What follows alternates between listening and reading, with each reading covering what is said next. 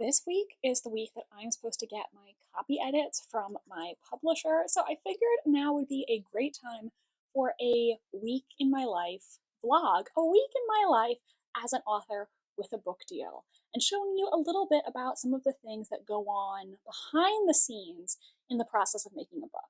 I also have some other things going on because I recently got to see the first cover concepts for my book, which was super exciting. And I am commissioning a character artist to draw some pictures of my characters that I can use later for social media marketing. Crossing my fingers that my copy edits arrive as scheduled this week because that would just work out perfect for me timeline-wise, as I'm currently taking a break between drafts 2 and 3 of my new book. So if I could work on the copy edits during my break, like that would just be perfect, the stars aligning. The copy edits is different from just the structural or developmental edit.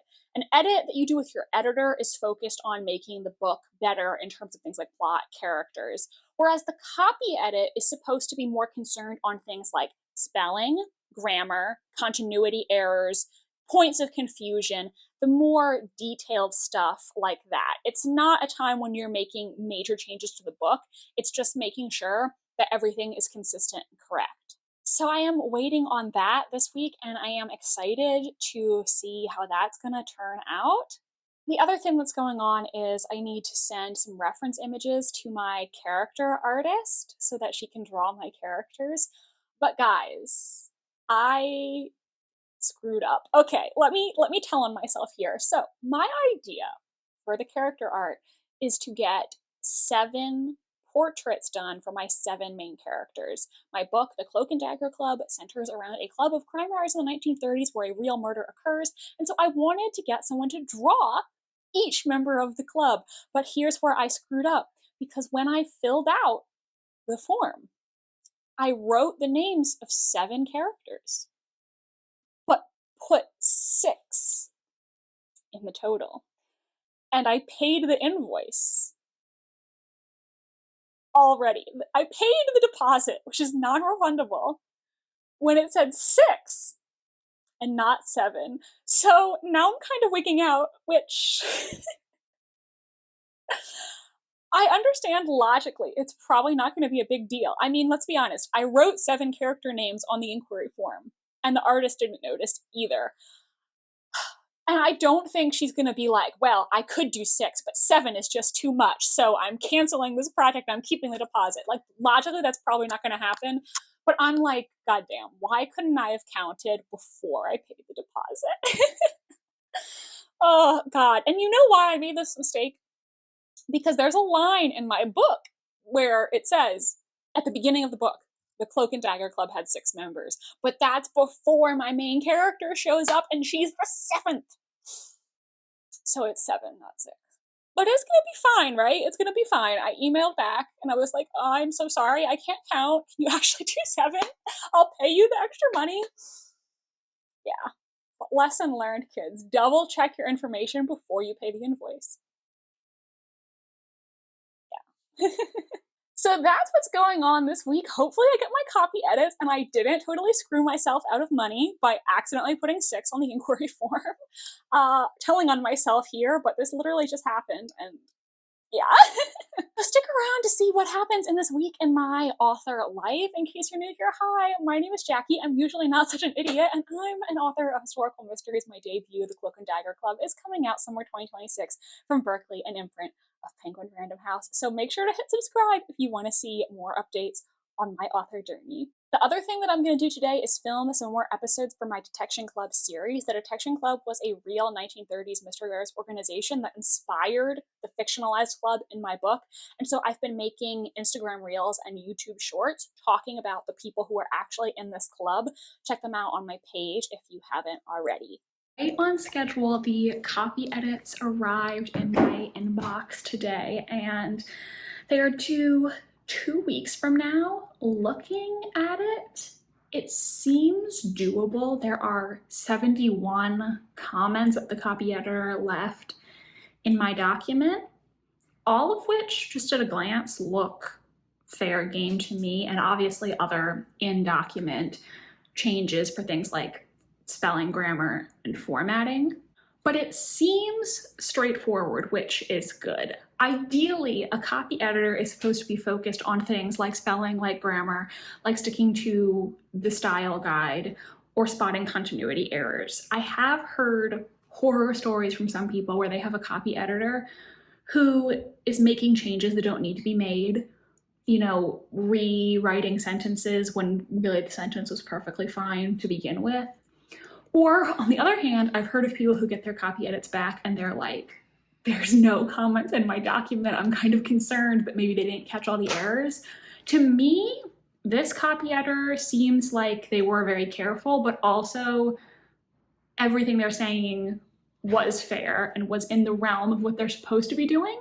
So that's good. I feel great about that. And like I said before, I am not a person who gets very attached to sentences. Whenever I'm having someone edit a manuscript for me, if they suggest like, can we rephrase this here to make it clearer or things like that, I'm always just like, yeah, that's fine. I am not super attached to specific sentences. So if people feel like a sentence is not necessary or it's confusing or I'm repeating a word that I used earlier on the page, can we change that word? That's fine with me, I am attached to my story, my plot, my characters, but if people think that changing a sentence is going to make the book better, that's totally fine with me. So that's not something that I personally am really that concerned about. Now, what is also crazy to me, and I was not expecting this, is that my copy edits came with a Cloak and Dagger Club style sheet, and this thing is 10 pages. It is so detailed. First, at the beginning, it has just all of the spelling, grammar, and usage rules, etc. that we're using. It says, author's predominant style, Merriam-Webster's Collegiate Dictionary, 11th edition, Chicago Manual of Style, 18th edition. Okay, I wasn't intentionally using Chicago Manual of Style or anything. I was just doing what felt natural to me, but I guess this copy editor is very well versed in the different style guides, and they figured that's the one that I was using most of the time, though I didn't realize intentionally that I was using that. They basically identified what style guide I was aligning with most of the time and seemingly edited the entire text to be following that style guide. So hey, that's very interesting. Then after that, well, God, this goes on for 3 pages, just the formatting notes. They have a list of words. I think this is every word that's used in the book, or at least, no, it can't be every single word. Maybe just ones that come up repeatedly, or it has specific, brand names that I included, or also, since I said this has book within a book elements, it has all the titles of the fake books. So I don't know what exactly this list is, but it's a list of different words and phrases that appear in the manuscript, organized alphabetically. There's also a list of names, people and characters, and it's including any real people who were mentioned in passing because the copy editor fact-checked to confirm that they were used correctly. So this list even includes people who were only mentioned once in passing, and for some characters it includes a brief description of who they are. For example, for all of the main characters, the copy editor wrote down all physical descriptors that I mentioned in relation to them in the book. Yeah, it's very detailed. Literally every single name, proper name that's mentioned. Then there's a list of place names, businesses, and organizations. And it says in parentheses, terms with an asterisk are assumed fictional or are unconfirmed. So the copy editor went through and looked up every single one of these locations that I mentioned. Goodness, this must have taken a lot of time. This is just very interesting to me. And the last thing that the copy editor include in this style sheet is a chronology, where the copy editor basically wrote a quick summary for each chapter of approximately 2 to 3 sentences and put the date that the chapter occurs. So for instance, it says chapter 1, Saturday, September 13th, 1930, and then a description of what happens in chapter 1. So this person worked hard to develop a detailed chronology to make sure there were no timeline errors. This is just, wow. This is so detailed. Wow. Like, here's the place names list, and this is things, even if they're only mentioned one time, they made it to the list. I think this is gonna go well. I'm gonna work on it in more detail after work today.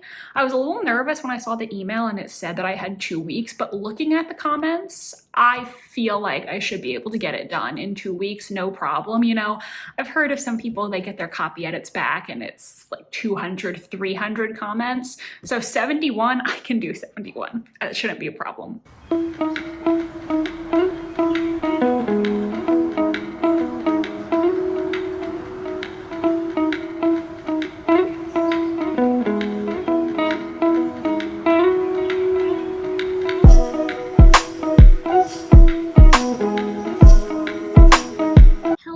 So I thought that today we could walk through some of these copy edits together just to give you an idea of some of the things that are in here without spoiling anything, obviously. To be honest with you, these all seem pretty straightforward to me, but again, like I said before, I'm not somebody who really cares that much if somebody asks me to change a word or change a sentence, because it's no skin off my nose. So I'm probably just gonna accept most of these, but let's talk about some of the things that I see in here. Okay, one thing that I haven't addressed yet is the copy editor notes that I use both damn and damned in this book, like as a modifier. So like, you know, that damn thing versus that damned thing. And they say either of those is fine. There's not one that's right and one that's wrong. But maybe just pick one to use that. Or if I want to use both, maybe there's one character who always says damned and this character always says damn, so that it's more like a speaking quirk, like a intentional word choice. I think I'll probably just change all of them to damn, because I don't really care. So let's list matches in the sidebar here. I use damned 12 times. And I think these uses will all still make sense if we just say damn instead. Does this one still make sense? Because I have one where it says, basically, you're a damned awful bully. Would it make sense if we say damn awful bully? I think maybe just delete the expletive and just say an awful bully. Because I don't know, damn awful doesn't really sound right. So I went through and now every instance of damned has been changed to damn, deleted, or I kept 2 uses of damned, but they were while a character was speaking. So that's taken care of. And like, again, if she thinks, I keep saying she, but I don't actually know the gender of the copy editor. She, he, they. If they think that it's better to pick one, that's fine. I don't really care. I'm really tackling the comments first before I go into the inline changes, but one of the things that the copy editor did is we sometimes use British phrasing since the characters are British and that makes more sense for the character, but the copy editor changed all of the spellings to be based on American English. So for instance, I spelled whiskey without an E, and the copy editor changed it to have the E because that's the preferred American spelling. I also spelled the word gray with an E just because I personally think the word gray is more visually appealing with an E, but the copy editor changed it to be gray with an A. G-R-A-Y. Personally, I don't like the look of gray spelled that way as much, but that's fine. Obviously, this is a book that's set in England, but it is being published by an American publisher. The copy editor defaulted to American spelling, but we still have some British phrasing in dialogue for authenticity. Another interesting one here is the copy editor pointed out that writer's block, which I use at one point, was not in the Oxford English Dictionary. Or no, they say first known use in print is 1949. So that's almost 20 years after this book. And I did not know that. I guess I just assumed that writer's block was a term, because it's a writer's struggle, it's as old as time, right? So I just deleted the use of writer's block and said instead, basically, like, the character has been having a hard time writing. They're like, oh, I haven't written in weeks. And just deleted the use of writer's block so as not to be anachronistic. So those are examples of some of the things the copy editor pointed out. I'm gonna finish going through the comments and making sure everything is resolved, or that I reply stet. Stet is what you reply when basically you're saying, no, I wanna keep it the way that I have it. I don't know what that stands for, actually, but that's what I was told to put. If somebody out there knows, and I'm just dumb for not realizing it, let me know. But I'm gonna go through all the comments first, and then my plan is to reread the entire book. And I think I'm actually gonna read it on my iPad. I just bought an iPad recently because I really wanted to have an iPad with the Apple Pencil. So I think I'm gonna read it on there and just confirm that everything is good. Y'all, I was not expecting this today, but my editor literally just sent me edited art, cover art from the art department.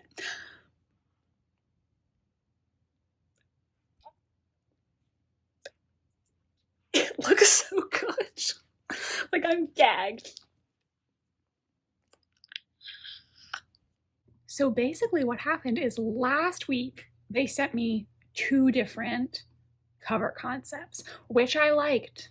I really liked, but I did have notes, and I gave them my specific notes on what I would like to be changed about the covers. And I expressed my preference between the 2, which one I liked better, because they were 2 different concepts with 2 different color schemes. So I said which one I liked better and what changes I would want to either cover option if we were going to go with that one. And my editor told me that they were going to get to work on it right away, and also even sent me a follow-up the next day being like, hey, the art department had a question about this feedback that you gave.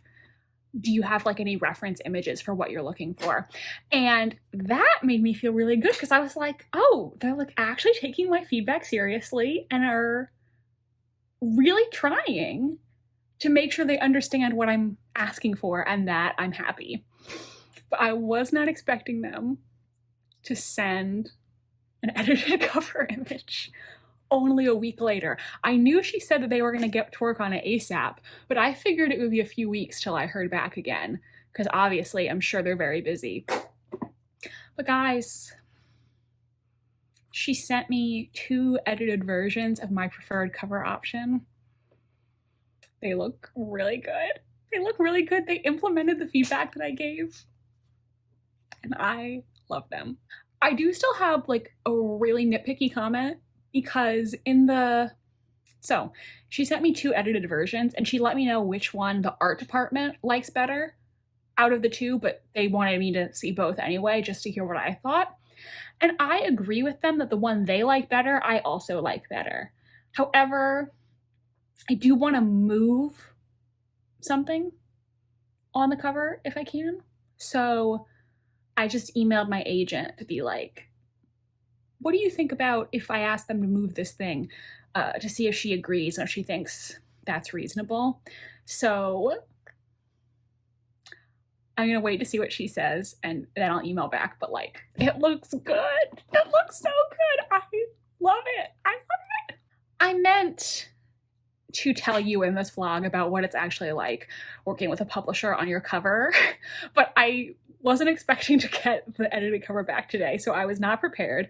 I will say that I do hear horror stories about people not liking their covers, and I do feel like there's a lot of people who have not participated in traditional publishing who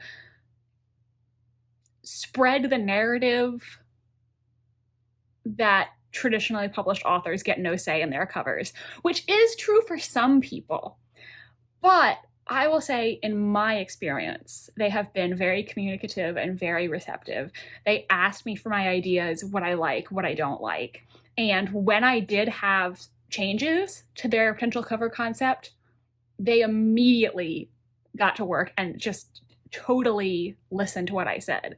Now, it is true that in traditional publishing, the final cover choice is not 100% the author's decision. There is a lot that goes into it. The people at the publisher have a say, the art department has a say, and even buyers for major retailers have a say. Because, say, for instance, like the person who's the book buyer at Target, like, hates your cover and was like, well, I would buy it if it had a different cover. That could potentially cause the cover to get changed because obviously the goal is to sell your book, right? And there are some authors who don't end up being thrilled with the cover they ultimately get. However, I do think a lot of publishers do really want the authors to like their covers and do want to make it more of a conversation, not just telling you this is what we're doing. And I feel like my interactions with my publisher so far in regards to the cover have been very positive, very nice, and the thing that they came up with, like, I am super happy with it. I feel like it took a lot of my ideas into account. So please do not be scared when you hear people say things like that, because very rarely should people say things in absolutes. Like, yes, there probably are some traditionally published authors who are not happy with their cover or maybe weren't consulted, but that's just a percentage of traditionally published authors. That is not by any means a universal experience. And so please just remember that. And also, I do think it's important to remember that in traditional publishing, like, the publisher is not trying to bully you or have their way. They're doing things that they genuinely believe are going to be the best from a sales standpoint. I just love the edited cover design so much. I'm like giggling, kicking my feet. Oh my gosh. Okay, I just want to hear back from my agent, and if she thinks that's a reasonable thing to ask for, I'll ask for that. I mean, I'm basically just asking them to move one thing. I feel like that's fine. But, you know, I'm running it by her first, so. Looks so good though. Oh, I can't wait to be able to share it. I don't think cover reveals, generally speaking, happen until around like approximately 6 months before the release, so you probably won't get to see this cover for a while, but it's good. It looks really good. Take my word for it. I did get an email back from the character artist today who said, it's totally fine, we can do a 7th. I'm just gonna update your invoice. So, whew, that's good. Like, logically, I knew it would probably be fine, but I was just panicking a little bit. You know, I have anxiety, so I can't help it. I worry about things like that, but it's all good. So today I'm gonna pay the updated invoice to reserve my time with the character artist, and I'm also gonna send some more reference images because I did fill out an inquiry form when I was asking if the artist would be interested in taking on this project, but I didn't include 1930s specific images. I just gave basic descriptions of each character's look and also linked to my Pinterest, which I do have a lot of images for each character on my Pinterest, but those are not necessarily historically accurate images. They're just images that I found that have the right vibe. So I wanted to send some more 1930s specific images for the characters' outfits. I'm getting busts, so this is probably all you're gonna see in the image, like slightly below the shoulders around the bust line, but you know, you can still see the top of the outfit there, so want to give her some images of 1930s outfits to use as reference. Men's outfits are kind of all the same. Like, 1930s men, they're wearing suits for daytime and suits for nighttime. You did start to see sweaters, like sweater vests, and more casual wear like that, but it was still mostly suits. When I was looking for reference images, I found these websites. One is Witness to Fashion, to the number not spelled out, and also vintagedancer.com. And these sites had a lot of images of actual historic fashion plates or advertisements, which are really interesting to look at. It's also kind of funny because if you look at, say, like a 1930s advertisement for hats, these hats are like $1 a piece. Which is kind of funny to think about. But for women's clothing, we have some more options. For my heroine, I just sent some images of early 30s blouses. These images that I'm putting on the screen, these say that they're actually from 1931, so should be fairly historically accurate to the trends of the period. My other two main female characters, the one I just said, like, make her look very, like, glamorous, very cool, you know, she's a cool girl. And probably do like a black or a red for her because she favors a darker color palette. And then my other main female character, she's like old money, elegant, dramatic. So I kind of saw these fur coat images and I'm kind of vibing with these. So like, I think these would be a look. I like these. So these are what I'm sending to the character artist. Let her work her magic, and December or January, the character images should be done, which is perfect because around January is when I want to start actually like really marketing the book on social media, because then we'll be closer to the release date. I don't think there's really a benefit to heavily marketing your book, you know, like a year out from release or something, because there's no action item for people to do. You know, you want to be able to market your book, and then once you've hooked the person, be like, add it on Goodreads, go pre-order. Give them something they can do. If you're getting somebody excited for a book, but it's still so far away and there's nothing they can do to express their excitement, then it's not really the most worthwhile, in my opinion, because the goal is to get people to buy your book. So why try to get them to buy it when they can't buy it yet, you know? So closer to like 6-ish months out from release, that's when I'm gonna start making these ideas for posts and things like that I have.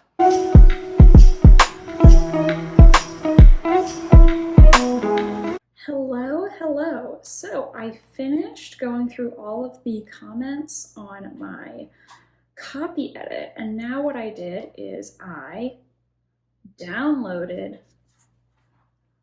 the document to my iPad. So I'm gonna read it over on here just to, you know, look at it on a different device, because I always reread it on my computer. So I think just looking at it in a slightly different format might help me catch any potential mistakes if there are any. This copy edit is my last chance to really make any changes on my end, because after this come the pass pages, which is basically when the manuscript is formatted in the pages for the printed book. And so at that point, the only changes that we want to make are catching things like missing words, spelling mistakes, you know, line level changes. I can't be like, oh, I've decided I want to change this now. Like, no, we've already gone to the effort to put them in the pages. This is just a quality check, basically.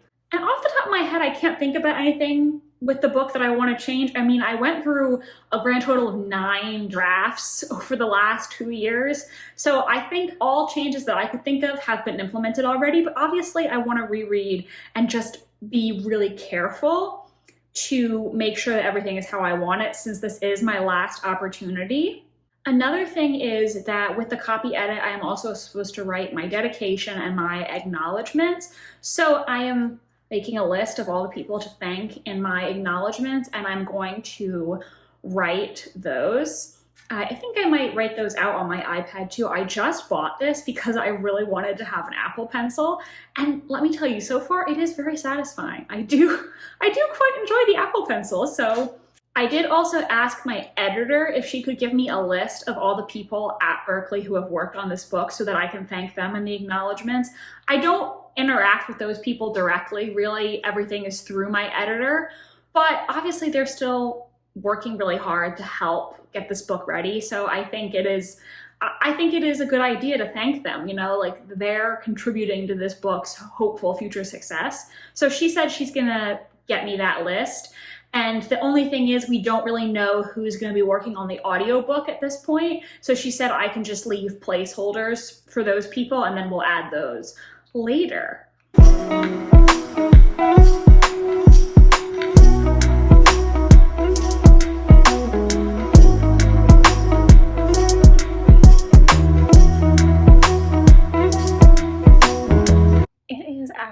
p.m. on Saturday. I went to get my hair done and run some errands, and now I'm going to resume reading The Cloak and Dagger Club on my iPad. I did catch one typo that the copy editor did not catch, so good thing I'm doing this reread.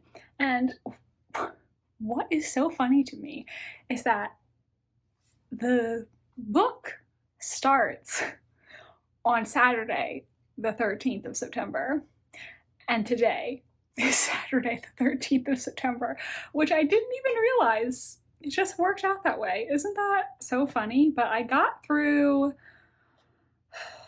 like 9 chapters already, so gonna keep going. Actually more than 9, because I was reading on my phone at the hair salon. I think I'm on chapter 11. Yeah. In the middle of chapter... No, I got through 11 chapters. I'm in the middle of chapter 12. So, there we go.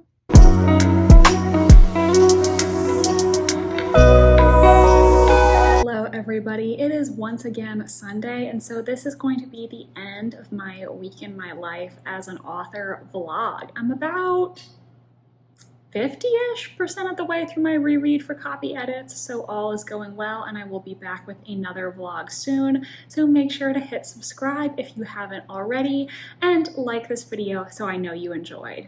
In the comment section, I would really like to hear how your week is going, and let me know if there are other aspects of the writing and publishing process that you would like me to cover in future videos. I'm really having a lot of fun making these videos for you guys, and if you want to watch another one, I would recommend this one right here. I appreciate all of you so much, and your comments and your support just always make my day every time. So thank you for that, and I hope you have a wonderful rest of your day. I really appreciate you, and I will see you next time. Goodbye.